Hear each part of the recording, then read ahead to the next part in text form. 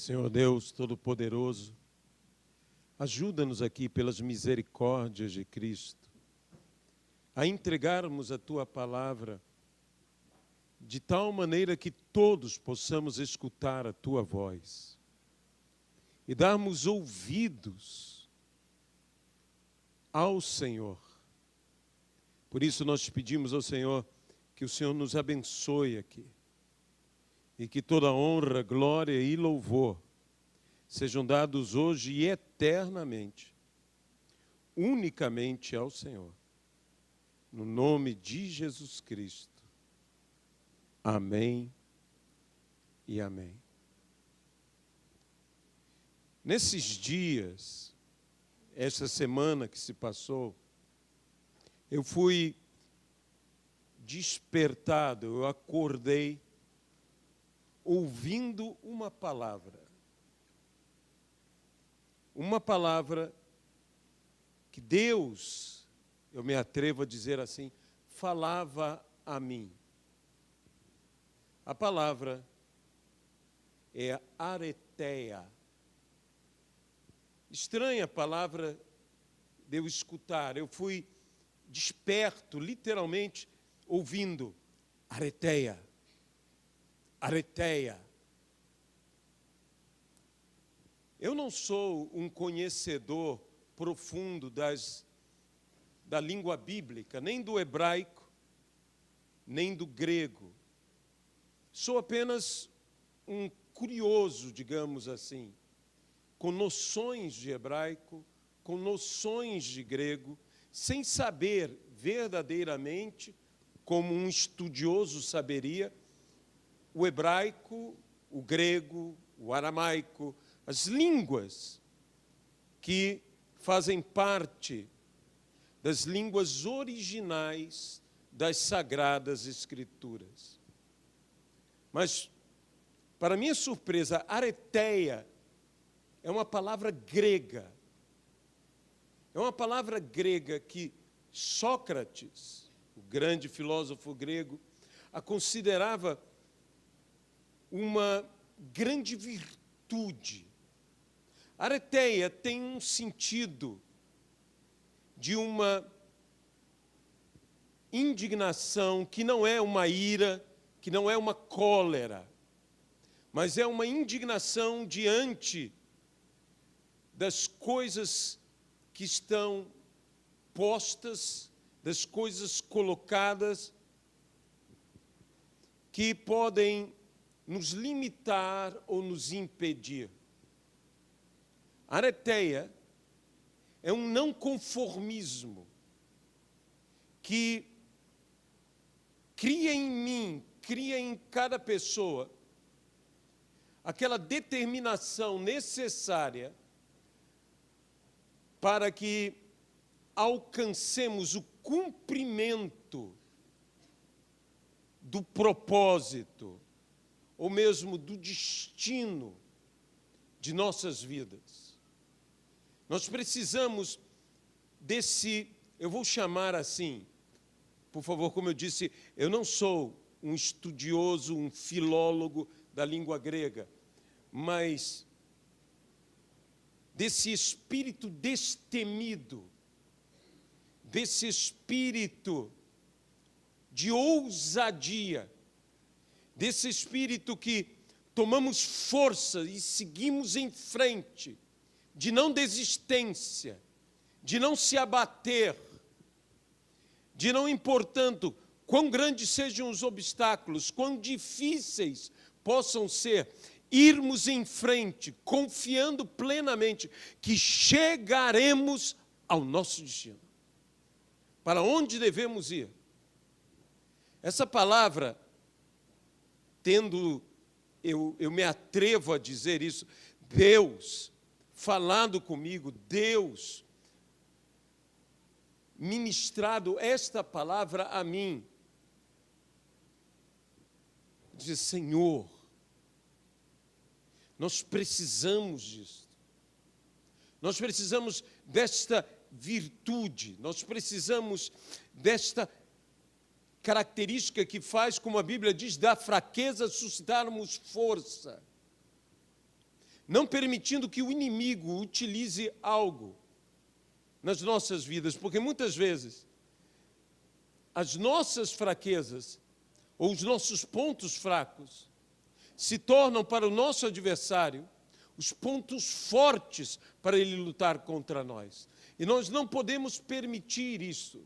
Nós temos que avançar, nós temos que não esmorecer diante das dificuldades, diante das impossibilidades, diante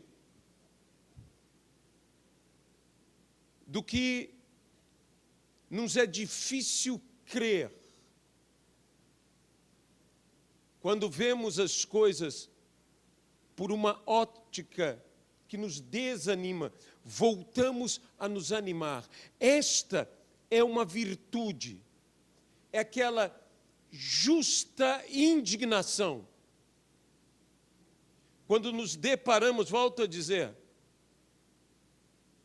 com as impossibilidades, é o que nos leva a lutar por causas corretas, por causas certas, e avançar sem nunca retroceder. Meus irmãos, nós precisamos disso. Nós precisamos dessa característica. Há uma igreja em Apocalipse, a igreja que está em Filadélfia, que é aquela igreja que o Senhor vê nela virtude, que embora seja pequena, até mesmo com pouca força, Deus a anima e diz que faria até alguns da sinagoga de Satanás se prostrarem diante deles. Mas, de repente, o Senhor diz a esta igreja que guardou a palavra, e guardou essa palavra com perseverança. Essa é outra expressão, é outra palavra que está dentro do sentido da virtude do que é areteia. Areteia é algo perseverante, imbatível, que não esmorece,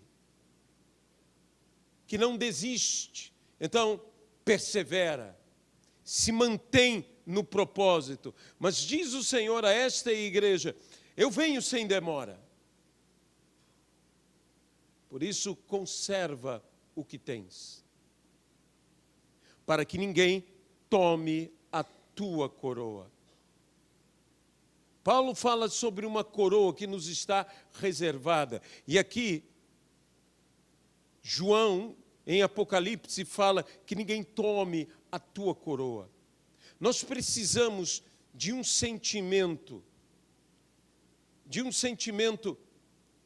que nos alente, num sentimento que nos encoraje, de um sentimento que nos leve a uma perseverança diante das impossibilidades, diante das incertezas, diante das inseguranças, diante de todas as dificuldades, ir em frente. O Espírito de Deus tem que nos encher, e nos encher verdadeiramente. E é por isso que o apóstolo Paulo, falando de uma nova disposição mental, falando de uma maneira diferente de enfrentar as coisas, na epístola de Paulo aos Romanos, no capítulo de número 12, Paulo diz dessa forma, inspirado pelo Espírito Santo: rogo-vos, pois, irmãos, pelas misericórdias de Deus, que apresenteis o vosso corpo por sacrifício vivo, santo e agradável a Deus, que é o vosso culto racional, e não vos conformeis com este século, mas transformai-vos pela renovação da vossa mente, para que experimenteis qual seja a boa, agradável e perfeita vontade de Deus. Este é o destino, este é o propósito de Deus para todos nós, a boa, agradável e perfeita vontade de Deus para as nossas vidas. Embora você possa dizer, mas eu não sei qual é o meu destino, eu não sei qual é o propósito da minha vida. Eu escutei uma vez o preletor internacionalmente conhecido, famoso, John Maxwell, dizer: há pouco tempo eu descobri qual era o propósito de Deus para a minha vida. Já famoso, já dando palestras às autoridades americanas, um homem convidado a palestrar no Pentágono, um homem convidado a falar a presidentes, a senadores, a deputados, um homem convidado a falar aos maiores executivos dos Estados Unidos. Esse homem diz: recentemente eu descobri. Puxa vida! Se um homem com a carreira dele, se um homem com o nome renomado dele tem dificuldade de saber qual é o propósito de sua vida, quanto mais nós, gente comum, gente normal. Mas uma coisa eu sei, há uma vontade e é uma vontade divina. Há uma vontade que não será frustrada. Há uma vontade que é uma vontade onipotente, que é boa, agradável e perfeita para as nossas vidas, que é a vontade de Deus. E eu quero viver este propósito, e diante deste propósito, eu não posso aceitar um conformismo. Eu não posso me render às dificuldades, aos impedimentos, porque existem coisas que são verdadeiros impedimentos. Se eu creio no sobrenatural de Deus, se eu creio na onipotência de Deus, se eu de fato creio em Deus, eu não posso me conformar, eu não posso me intimidar, eu não posso simplesmente parar, sentar-me, desistir. Eu tenho que ir em frente, eu tenho que avançar, eu tenho que seguir a carreira, como a Bíblia diz, que me está proposta. Existe uma carreira, existe um percurso que nós devemos andar por ele, seguir nesse caminho. A estreiteza do caminho, o aperto que há nele, não nos podem fazer parar. Temos que ir em frente, temos que possuir isto que é areteia. Areteia era aquela virtude que os filósofos tinham de questionar, como eu disse, de não se conformar, de não se acomodar. Areteia é essa postura que Cristo pede aos seus discípulos, dizendo: vamos. Quando os seus discípulos dizem: é tão bom estarmos aqui, façamos 3 tendas e permaneçamos aqui. Permaneçamos. E Jesus disse: vamos. Há desafios que nos esperam. Há outras experiências adiante de nós. Havia um endemoniado lá embaixo. As necessidades estavam lá embaixo, eles estavam no alto. Eles estavam debaixo de uma visão maravilhosa. Eles estavam debaixo de uma experiência sobrenatural, extraordinária. Eles não queriam abandonar, eles não queriam deixar isto. Eles queriam ali ficar confortavelmente aonde estavam, permanecer aonde estavam. Eu não estou dizendo que apenas as lutas nos desanimam, não. É toda sorte de acomodação, toda sorte de desistência, de não avanço. Nós precisamos avançar, nós precisamos dar passos concretos. Quando eu escutei essa palavra, eu falei, que coisa estranha. O que é isto? Que palavra é esta? Eu não estava falando em línguas, eu estava sonhando. Eu acordei do sonho com esta palavra, areteia, areteia, areteia. E eu disse, Jesus, o que é isto? Não é fruto de um estudo, é fruto de uma revelação, é diferente. Nada contra o estudo, pelo amor de Deus.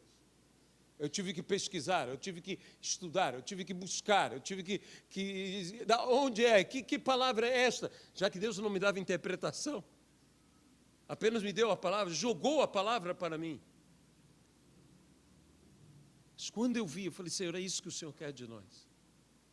Um não conformismo. Porque é tão fácil nos conformarmos. É tão fácil sentarmos. É tão fácil deixarmos de avançar. É tão fácil dizermos já é o suficiente. É tão fácil não continuar a batalha, a luta, a guerra. Não vos conformeis. Não vos conformeis com este século, com este mundo, mas transformai-vos.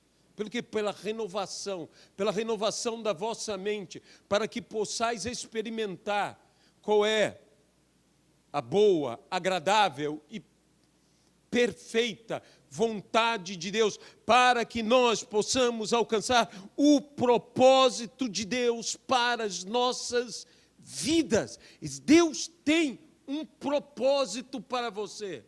Embora eu não possa dizer claramente qual é esse propósito, é muito perigoso quando nós nos atrevemos em cima de coisas que Deus não falou. É muito, mas muito perigoso. Porque quando nos tomamos dizendo, Deus falou, Deus disse, Deus está te falando, nós temos que tomar muito cuidado com isso. Nós recebemos profecias, e eu não sou contra profecias, a Bíblia diz o quê? Não desprezeis profecias. Mas a Bíblia também diz que as profecias têm que ser provadas. Provadas. Como eu porei à prova uma profecia? Em primeiro lugar, pela palavra de Deus. Em segundo lugar, pelo cumprimento dessa profecia. Existem profecias na nossa vida que nós devemos tomar e guardá-las com carinho, com lembrança, naquele recipiente de unção, mantendo sempre viva aquela palavra, esperando o cumprimento e agindo em conformidade, porque por vezes a profecia não é para que apenas eu espere o cumprimento, é para que eu haja em conformidade com a palavra que eu recebi. Eu sempre me recordo de alguns episódios de que ministros de Deus mesmo testemunharam. Um homem, se eu não estou enganado, um pastor chamado Bruce Appel, ele me falou, quando eu conheci John Steele, um grande homem de Deus, pregador da palavra, um profeta de Deus. Quando eu conheci John Steele, eu estava em meio a uma grande bênção no meu ministério. As coisas estavam indo bem. Nós tínhamos nos multiplicado muito, avançado muito. Então, John Steele chega com uma palavra para ele, uma palavra completa. E eles escrevem aquela palavra toda. E ele dizia, olha, algo vai acontecer, daqui a algum tempo algo vai acontecer. E esse ministério que agora você vê, esse ministério que agora você está, esse ministério que agora você ama, esse ministério será destruído. As pessoas se vão. E o Senhor te diz, quando isso acontecer, faça isto, faça aquilo outro, e tudo vai dar certo. Veja que palavra.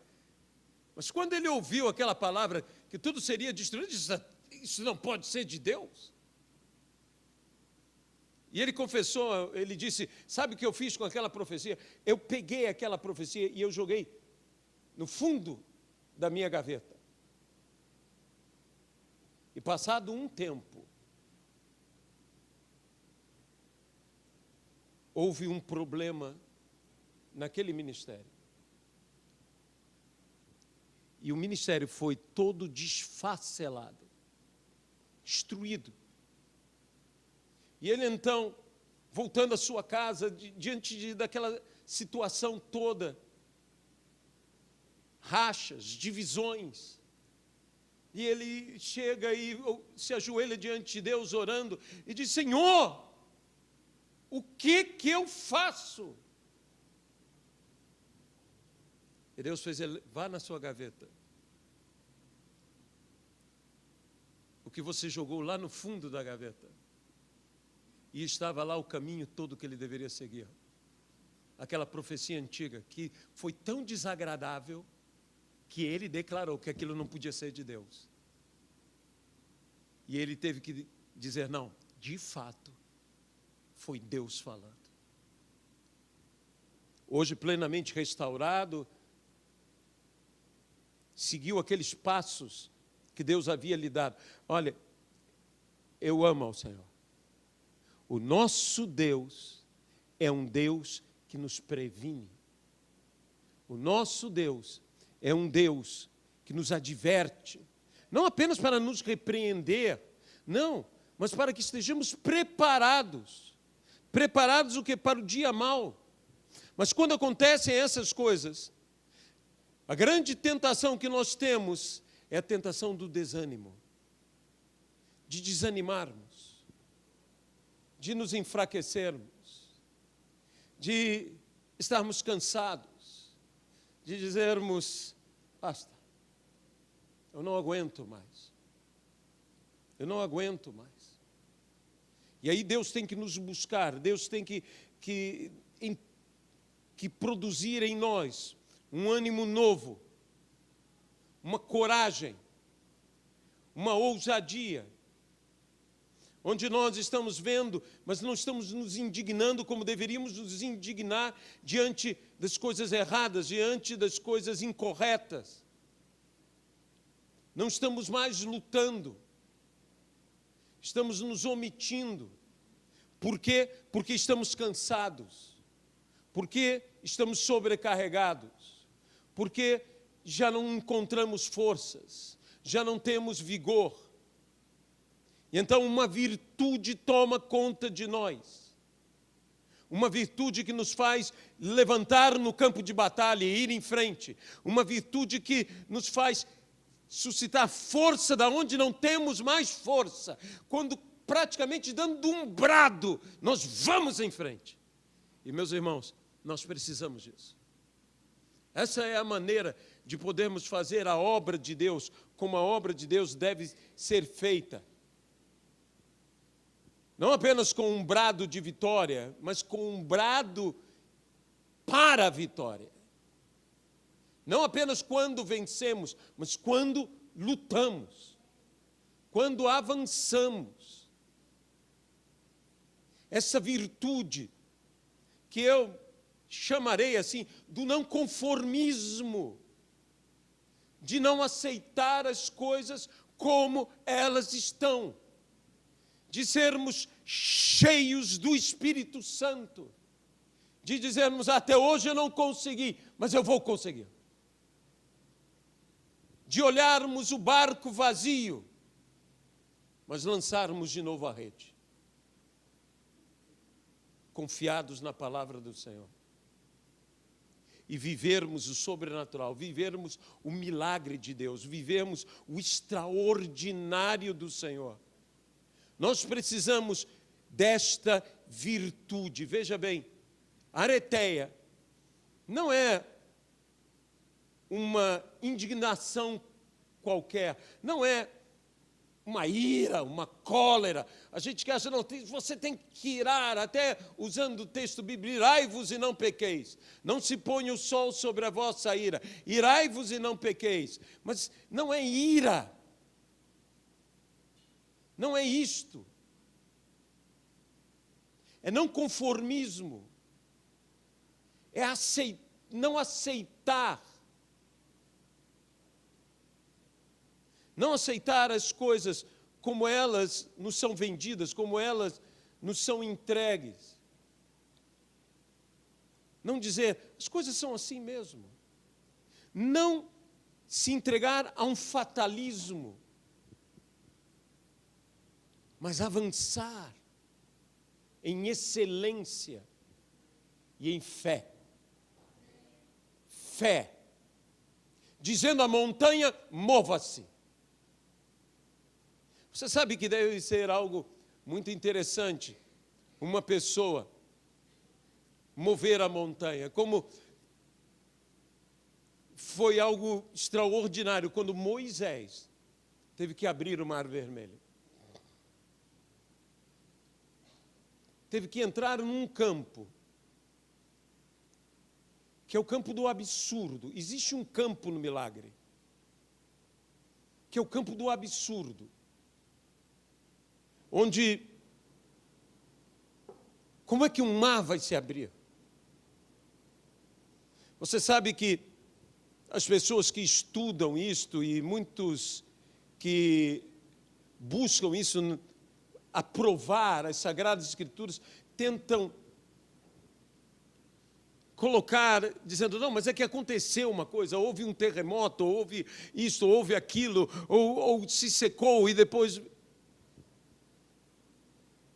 A fé é o seguinte, Deus abriu e ponto final, e eu não preciso entender por que Ele abriu.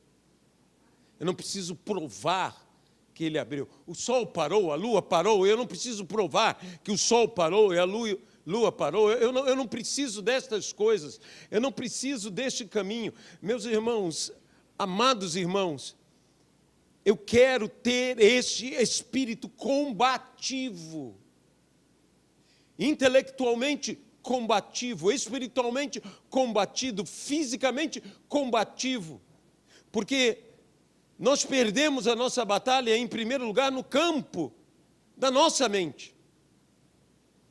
O povo de Israel era desafiado por Golias por 40 dias. 40 dias. Desafiando, 40 dias provocando. E bastou Davi ouvir um dia.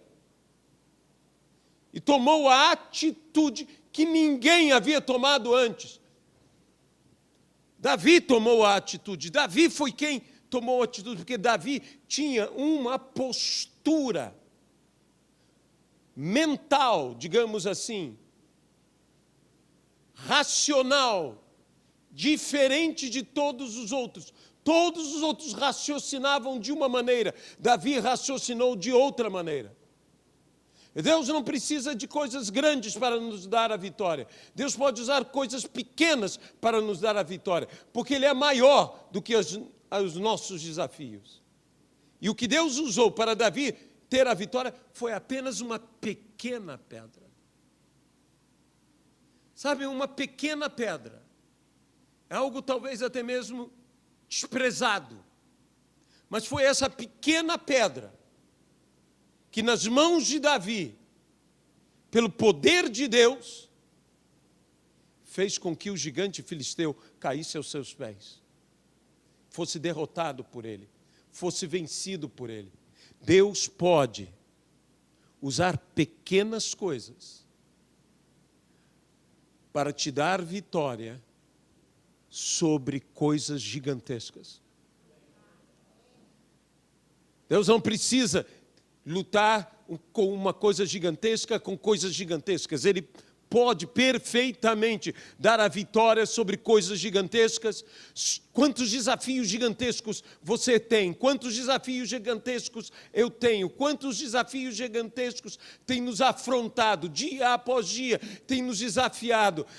Deus não precisa te dar algo igualmente gigantesco para vencer. Deus pode te dar e Deus dará a vitória, até mesmo com coisas pequeninas, com pequenas pedras.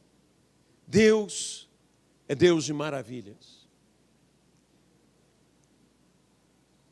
Não vos conformeis com este século, mas transformai-vos pela renovação da vossa mente. Há uma virtude, há uma garra que eu preciso ter, que cada um de nós precisa ter. É isso que nos faz ir em frente, é isso que nos faz avançar, é isso que nos conduzirá ao triunfo. Quando com passos decididos, nós vamos na direção de onde de fato devemos ir. Qual será a vontade de Deus? Eu não posso precisar plenamente a vontade de Deus, mas eu posso saber que a vontade de Deus é boa, agradável e perfeita. Ela é boa, agradável e perfeita. A vontade do Senhor sempre é boa, agradável e perfeita. Esse é o propósito do Senhor para as nossas vidas. Que se cumpra em nós a vontade dEle, que é boa, agradável e perfeita. E nisso tudo nós temos que manifestar esse não conformismo. Nós temos que manifestar essa têmpera, que não nos deixará quebrar, esta garra, que nos unirá ao que temos que estar unidos. Unidos ao nosso propósito, unidos ao nosso destino. E isto é um propósito ou um destino de glória. Meus amados irmãos, há muitas pessoas que desistiram. Há muitas pessoas que não têm a perseverança necessária. Quando Gideão foi enfrentar os midianitas, Deus procurou separar primeiro os que tinham insegurança e temor, dos que tinham valentia e coragem. E mesmo entre os valentes e os corajosos, Deus procurou separar aqueles que eram incansáveis. Porque a gente que é valente, a gente que é corajosa, mas se cansa. E a gente que mesmo cansado, persevera. De modo que o Senhor separou os perseverantes. Aqueles que iriam com Gideão até as últimas consequências. Que estariam com ele e estariam com ele até o fim.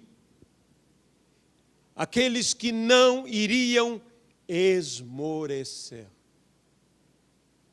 É isso que nós precisamos. Que o inimigo encontre em nós pessoas que não esmorecem diante das dificuldades, diante dos desafios, mas que se mantêm firmes na fé, sabendo em quem tem crido, em quem tem depositado a sua fé, em Jesus Cristo, o autor e o consumador da nossa fé. Ele não apenas nos faz crer, ele consuma, ele realiza com efetividade o que ele nos faz crer. Ele é o autor, mas Ele também é o consumador. Em outras palavras, Deus realiza. Deus faz. Jesus realiza. Jesus faz.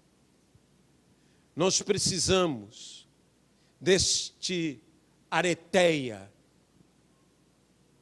dessa garra, deste inconformismo diante das coisas, de não render-se,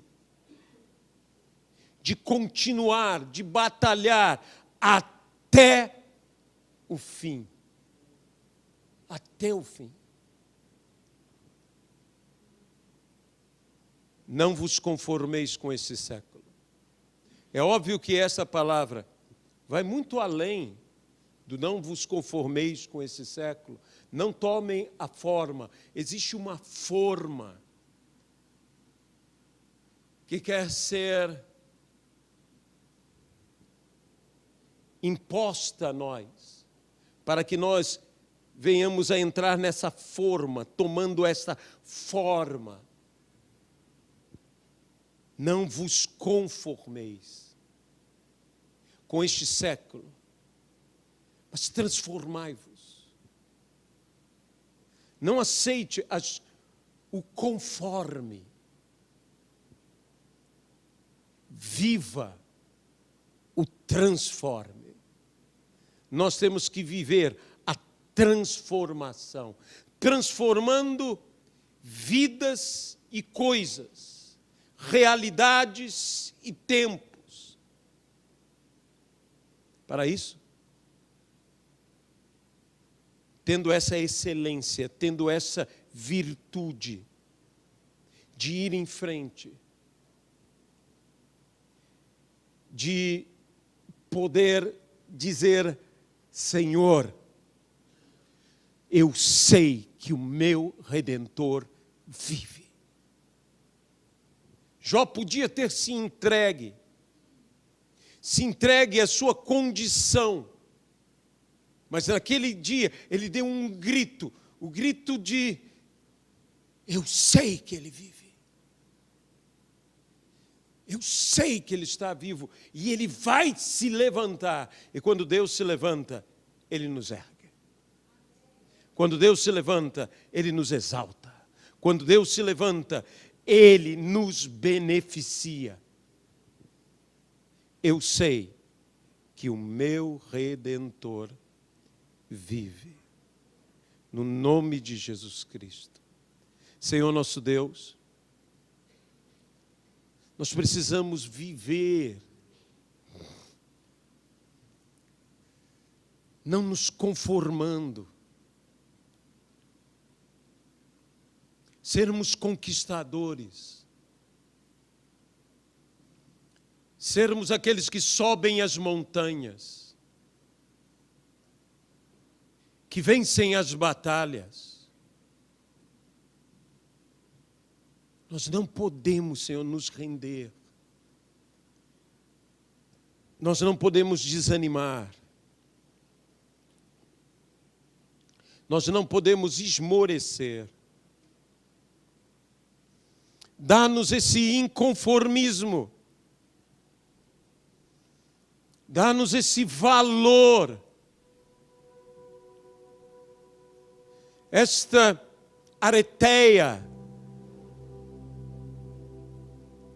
Este valor de têmpera, que o teu povo tenha a têmpera da espada do Espírito, que não se quebra,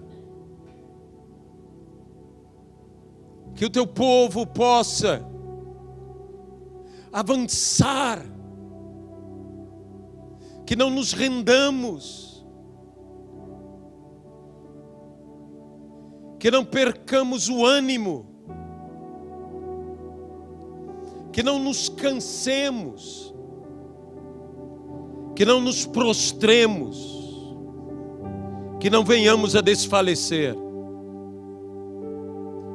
mas suscitando forças.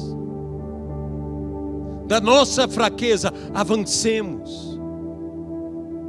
Pois a tua palavra também diz que Ele dá forças a quem não tem nenhum vigor. Faz-nos viver esta palavra. Faz-nos, Senhor, ter este ânimo. Que não sejamos os que postergam, mas os que adiantam, os que avançam. É o que nós te pedimos, Senhor. É o que nós agora mesmo te agradecemos. No nome de Jesus Cristo. No nome do Senhor.